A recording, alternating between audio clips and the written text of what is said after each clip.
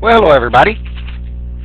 Here's what I need to cover with you today. I need to cover with you what we call related rates.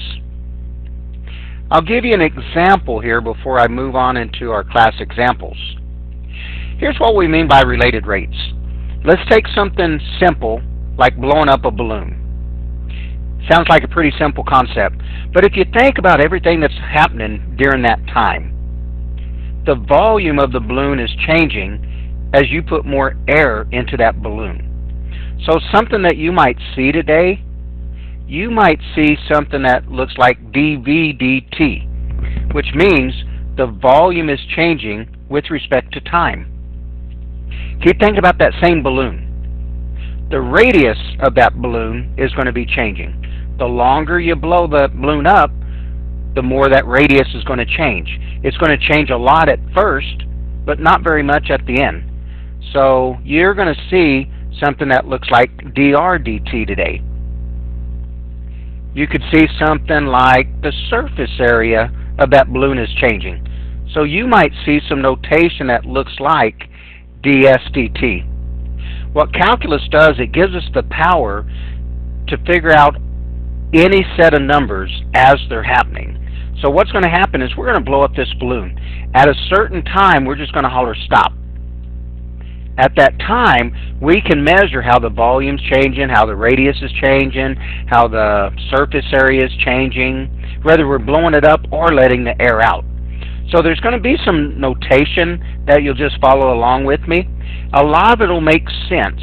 So you should have in front of you, you should have your classroom examples of related rates that looks just like this. What I'll do is I'll go through them, guys, show you how to solve them and everything, and then we'll go from there.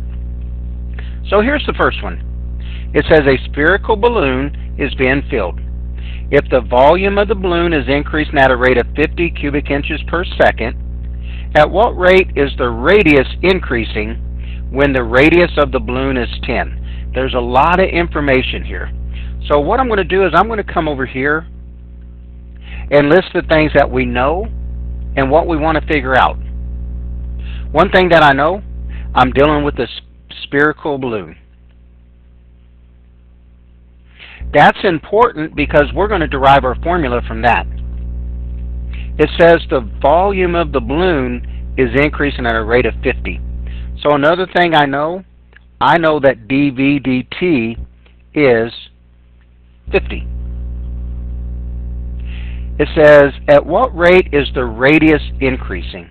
So I would like to find dr/dt. At the exact moment, the radius is 10. So when r equal 10. Those are my facts. Those are what's in my toolbox right now. Now what I need to do is, I need a formula that kind of relates to this problem. And I know I'm talking about a spherical balloon. So taking you back to your geometry days, the volume of a sphere, 4/3 pi r cubed. Right now, that's just a formula that tells me the volume when you're given the radius. If you want to tie movement into it now, the derivative allows us to do that. We're going to take the derivative of both sides with respect to time. So the derivative of v, just like in x, is going to be 1. But instead of dy dx, it's going to look like this. The derivative of v is 1 dV/dt, meaning the volume is changing with respect to time. Equal. I'm going to take the derivative of this over here, the 4/3 pi r cubed. 4/3 pi is just some number, so don't let the pi mess you up. I'm going to bring down the 3.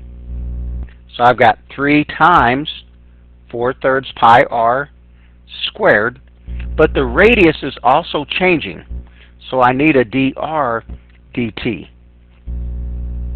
I'm going to simplify this real fast before I move on. I've got dV/dt equal 3 times 4/3 is 4 pi r squared dr/dt. Now we're ready to let it go until this instant, until the radius is 10. So I'm going to plug in everything that I know, and we're hoping to solve it for dr/dt. So it's now going to look like this. I know that dV dt is 50 equal 4 times pi. We're going to holler stop. We're going to take a picture of it when r is 10. So 10 squared. And I'd like to solve this for dr dt. Let me move that up here so I got more room to write now. So here's what I have now. I have 50 equal, looks like 10 squared is 100 times 4, so I have 400 pi dr dt. And we're going to solve this thing for dr dt. So I'm going to divide both sides by 400 pi. Simplify it. Looks like my zeros can cancel out. 5 goes into 48. So here's my answer. My dr dt is changing at a rate of 1 over 8 pi. And my units in this case, inches per second. I traditionally leave my answers in terms of pi unless I have an irrational number, and then I type it in. But that's going to be our steps, guys. List what you know, find the formula that relates to it, find the derivative, that way we can talk about change, and then plug in your numbers. That's going to be the steps every time. Now, of course, what's going to change? This right there every time. So on to your number 2. I'm going to talk about a cylinder. A cylinder is special. It says water's been poured into an upright cylinder tank at a rate of 10 cubic feet per hour. The height of the tank is 20 feet and the diameter of the tank is 8. At what rate is the water level rising? So here's some things that I know. It says it's being poured into the tank at 10 cubic feet. The cubic feet is my cue that that's volume. So I know that dV dt is 10. Some other things that I know, the height of this tank is 20. And the diameter of the tank is 8. So I know my radius must be 4. So I know my height is 20. My radius is 4. And it says, at what rate is the water level rising? So I'm going to refer to the water level rising. So here's what we have going. We're pouring something into this cylinder. Picture this. There's my liquid. A little bit later, there's my liquid. A little bit later, there's my liquid. I'm trying to find how dH dt is changing. Now, cylinder special. The volume of a cylinder is pi r squared h. Pi r squared h. But I need to ask you a question about this cylinder.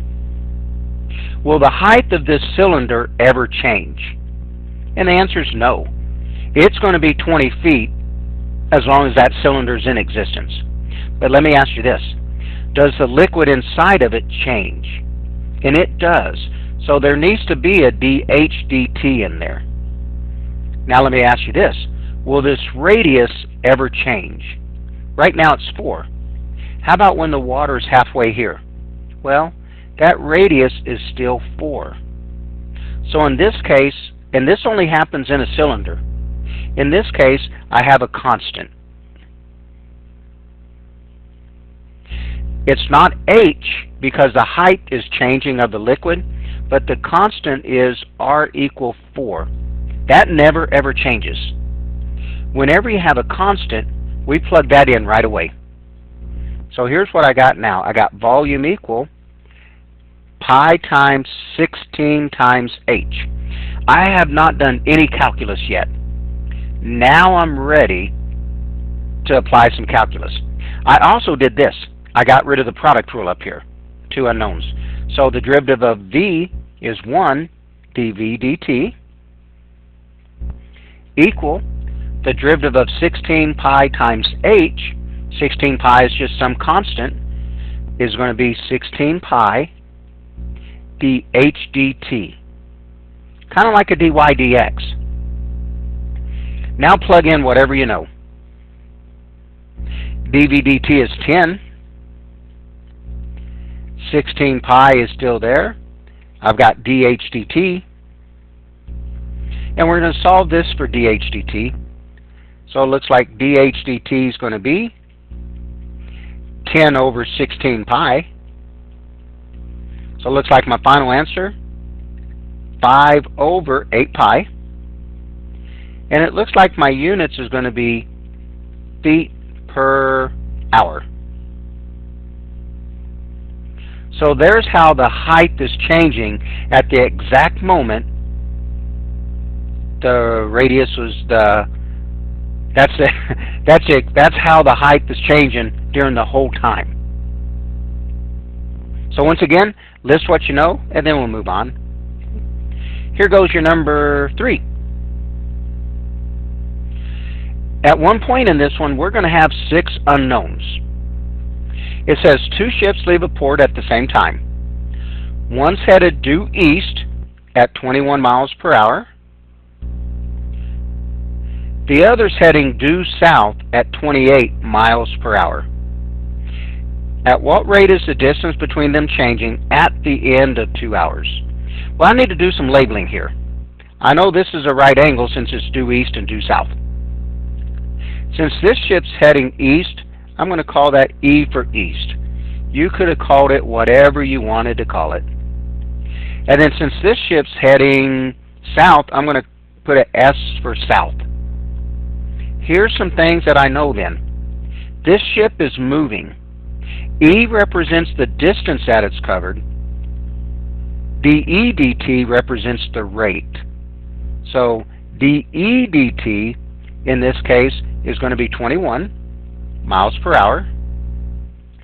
ds dt in this case is 28. But here's what we're trying to find. As these ships travel, there's a distance between them right here. That's what we're trying to find. I'm going to call that C. You could call it whatever. I would like to find dc dt, how that distance is changing in 2 hours. So I have a speed. I'm looking for how that speed is changing in 2 hours. Well, think about the formula that would make sense for this one. There's a right triangle right there. So it makes sense to use E squared plus S squared equals C squared. So right now I got 3 unknowns. Now I'm going to find the derivative. The derivative of E squared is 2E, but since that distance is changing, I need the dE dt. Plus 2s. But that distance is also changing, so ds dt. Equal to c. That distance is also changing, so I need a dc dt. Now look at what I got now. I got 1, 2, 3, 4, 5, 6 unknowns. But I've only got 2 pieces of information. So I need to go get some more facts before I do this problem. So I'm going to come over here and get some more facts. I need to look at all the facts in 2 hours. In 2 hours, the ship heading east will have traveled 42 miles. 21 times 2. In 2 hours, the ship traveling south would have traveled 56 miles. Now I have a value for E and a value for S. I'm going to use Pythagorean theorem to get a value for C. And that came out to be 70.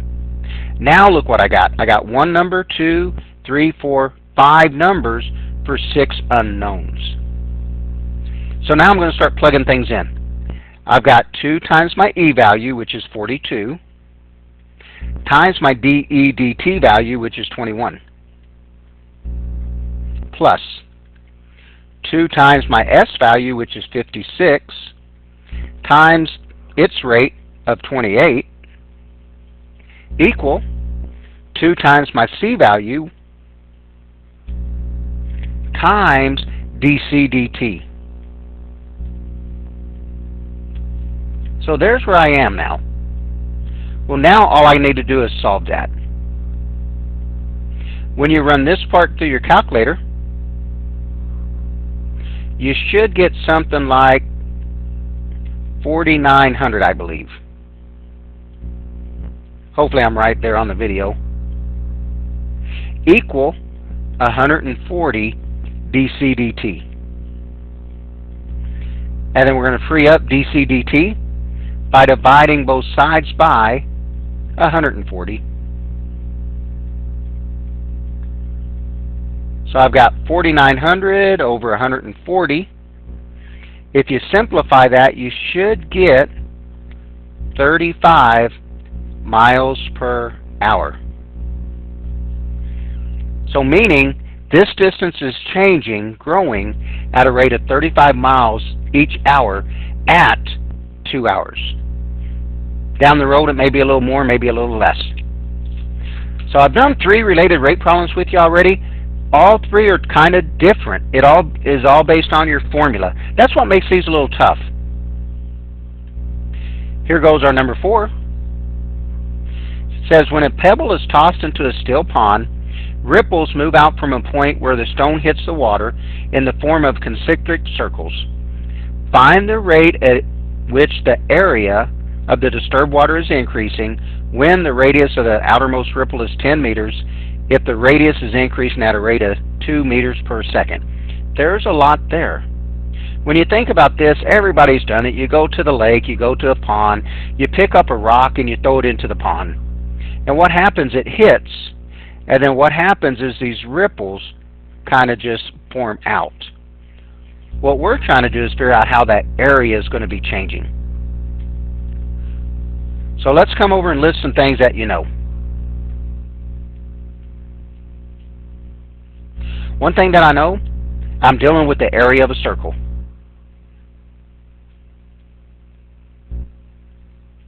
Dealing with the area of a circle. It says, find the rate at which the area is increasing. So I would like to find dA dt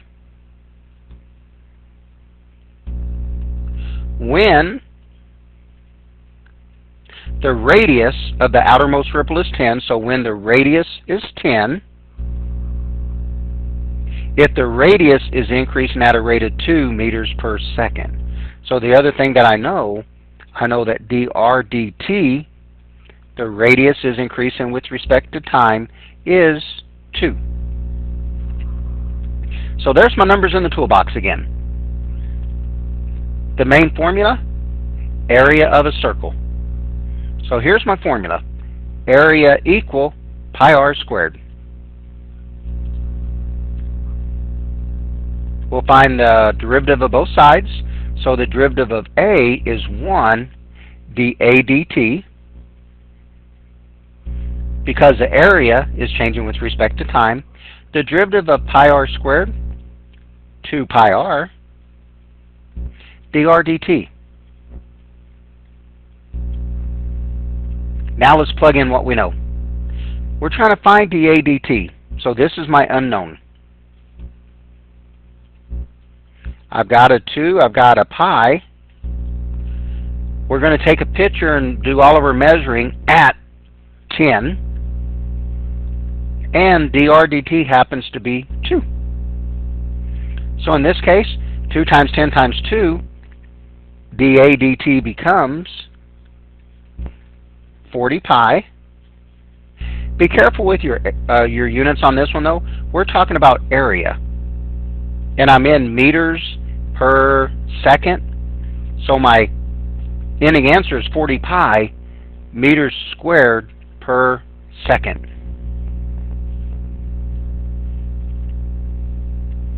So there's where we are so far. That was kind of an easier one compared to the last one. Here comes our number 5. It says a 12-foot ladder is leaning against a wall. The base of the ladder is sliding away from the wall at a rate of 1.5 feet per second. How fast is the top of the ladder sliding down the wall when the base of the ladder is 7 feet from the wall? What we need to do here, kind of give yourself a visual of what's happening. Here's going to be my wall. Here's going to be my bottom. Here's going to be my 12-foot ladder. Now, since the height of my ladder is always going to be 12, whether it's at a 80-degree angle, a 40-degree angle, or land on the ground, I'm going to go ahead and put 12 in there. I don't get to use this yet, that's 7, because the height and the base are changing. So I'm going to call this the height and this the base. You can call them other letters if you'd like. So let me go see what we got. It says the base of the ladder is sliding away from the wall at a rate of 1.5 feet per second. So I know that dB dt is 1.5.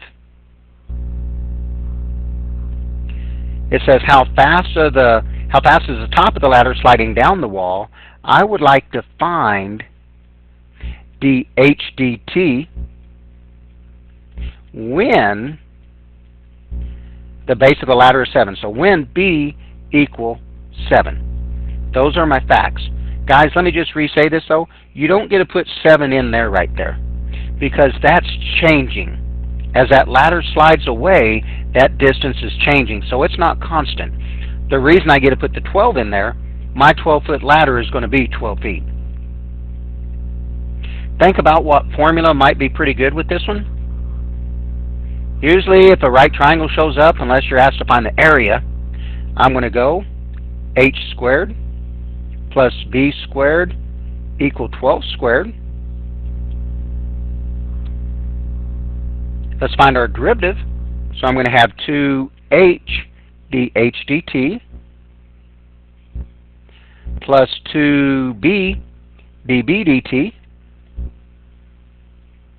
equal 12 squared is 144, but the derivative of 144 is 0.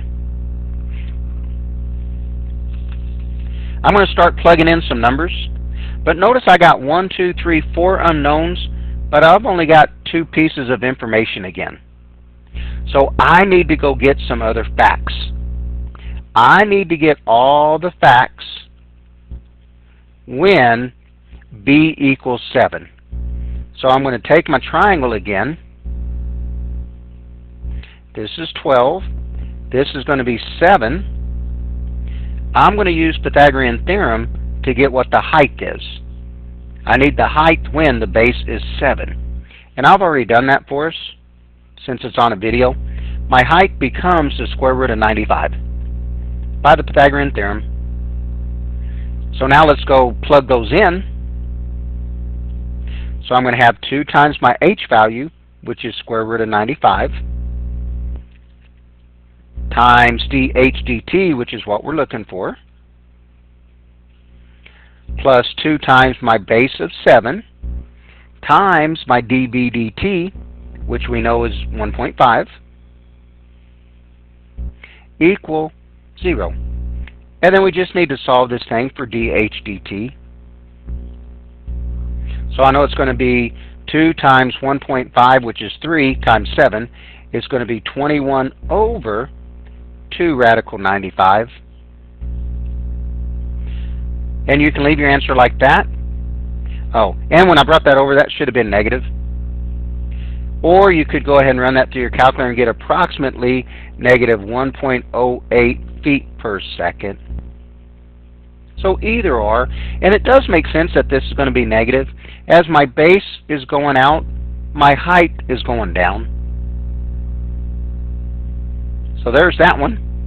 And then I've got one more coming your way. Last one. Unfortunately for you guys, I wrote this one while I was on family vacation one year in Duluth, Minnesota. It says a math teacher is sitting on a beach in Duluth, Minnesota, observing a cargo ship. The ship is on Lake Superior and is approximately 0.75 miles away from the teacher. The ship is traveling perpendicular to the teacher's line of sight and is traveling at 20 knots per hour, which is about 23 miles per hour. How fast is the distance between the ship and the teacher increasing? At the moment, the ship is a half mile past the closest point to the teacher. Man, there's a lot of information there. A lot of information there. So what we need to do is try to think of what's happening here. Here's the math teacher right here, looking out on Lake Superior. So we're looking out that way. And then we spy this cargo ship traveling either way. I'm going to draw it to the right since that's where I got room. And I'm wondering how this distance right here is changing. That's kind of the picture of it. So I need to go ahead and label some things. It says the ship's on Lake Superior, which is approximately 0.75 miles away from the teacher. I'm going to put the 0.75 right there. The reason I'm going to do that, that's a constant again. Now, there's movement right here, though. So I might put S for ship. And then some things that I know. The ship's traveling perpendicular to the teacher's line of sight and is traveling at 23 miles per hour.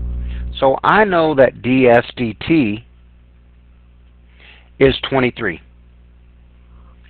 I would like to figure out this distance right there, though. I called it C again.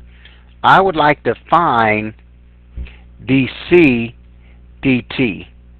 When would I like to do that? When S equal 0.5. So peek at that. Make sure you can kind of see where I got everything.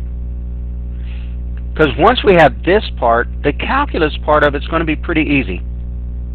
I have a right triangle again, so I'm going to have 0.75 squared plus S squared equals C squared. I'm going to find the derivative of everything. 0.75 squared is a constant, which is 0. So I'm going to have 2s ds dt equal 2c dc dt. But peek at what you got, guys. I've got a number for ds dt. I've got a number for s. So I've only got 2 pieces of information, and I got 4 pieces of numbers that I need. So once again, I got to go get the facts when s equal 0.5. So I'm going to draw my little right triangle down here again. That's 0.75. That's going to be 0.5. When I use the Pythagorean theorem, I'm going to get right at 0.9. Now I've got all the numbers that I need. I'm going to have 2 times my value of s, which is going to be my 0.5. I know that ds dt is 23 equal 2 times my c value, which is 0.9, and would like to solve this thing for dc dt. And then now we can just run it through our calculators. I'm going to make life a little easier. I'm going to divide both sides by 2 just to get rid of those. So I'm going to have 0.5 times 23 all over 0.9. So I'm going to get right at 12.8 miles per hour. So there's what we are on the related rates. Set them up, scribble down what you know, come up with the formula, find the derivative, and then do the math of it. So you should have a worksheet that has 10 beautiful related rate problems. You'll need to do those on a different sheet of paper because I didn't space it out and give you a ton of room. Good luck on them.